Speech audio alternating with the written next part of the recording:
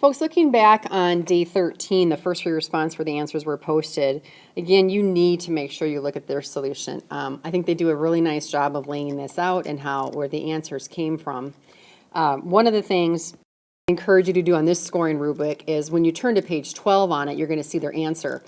Go on to page 13 where they show the actual scoring, because they're going to show you different ways they're approaching some of the answers, and maybe the initial answer key is not the way you did it, but you got the right answer.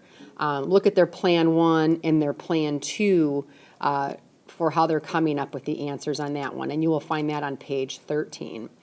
And then also look on page 14 where they really dive into how do you get the answer for part B for this one here. So take some time. There's 3 really good pages on this one for just where the answer comes from.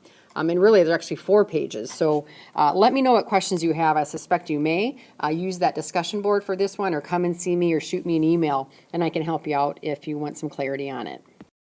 Again, for this question here, 2009, number 2, if I have not gotten back to you yet, just hold tight. I will get it scored and give you my feedback. Otherwise, if I have scored it, please look at the feedback and you can see how you did. I will post the answers for this one once the deadline's been met, and you can reference the scoring rubric at that point in time. Day 14 is just going to continue with some more practice for chapters 5 through 7.